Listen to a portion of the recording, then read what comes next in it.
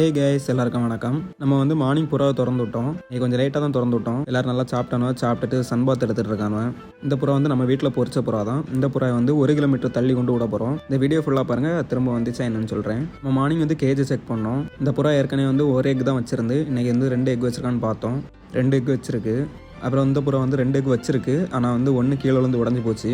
நம்ம பறவை வந்து ஒரு எக் வச்சிருக்கு. அதுக்கப்புறம் எக் வைக்கல. ஸோ அந்த முட்டையை தூக்கி இந்த முட்டையில் வைக்கலான்னு இருக்கேன். அப்புறம் எப்போ பார்த்தாலும் இவன் மட்டும் தான் அடையில இருக்கா. இப்போ மாப்பிள்ளை வந்து அடையில இருந்தது போலே தெரியல. இன்னும் 1 வாரம் இருக்குது இது பொரிக்கிறதுக்கு. பொரிச்சதும் கண்டிப்பாக அப்டேட் பண்ணுறேன்.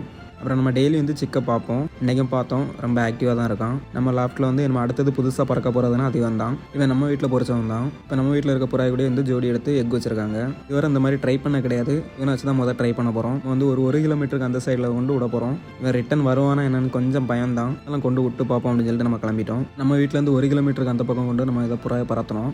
பறந்து போகும்போது கொஞ்சம் பயமாக தான் இருந்து நம்ம அவனை பறத்திட்டு வீட்டுக்கு வந்துட்டோம். வீட்டுக்கு வந்து பார்த்தோம், ஒரு 5 நிமிஷம் கழிச்சு தான் வந்தான். இவன் வந்த பிறகு தான் கொஞ்சம் நிம்மதியாக இருந்து. அப்புறம் வந்து இறையை போட்டு கீழே இறக்கணும். இறங்கினா அப்புறம் இறை சாப்பிட்டுட்டு தண்ணி குடிச்சிட்டு கூட்டுள்ள போயிட்டான். நம்ம அடுத்தது வந்து 2 கிலோமீட்டருக்கு அந்த பக்கம் இருந்து பறத்தலான் இருக்கேன். வந்து இவனை பறத்தலாமா இல்லைனா வேறு யாரையும் பறத்தலாமான்னு சொல்லிட்டு கமெண்ட் பாக்ஸில் கமெண்ட் பண்ணுங்கள். ஓகே கேஸ், இந்த வீடியோ பிடிச்சிருந்தா லைக் பண்ணுங்கள், ஷேர் பண்ணுங்கள், மறக்காமல் நம்ம சேனலை ஃபாலோ பண்ணி வச்சுக்கோங்க. Tata, bye bye.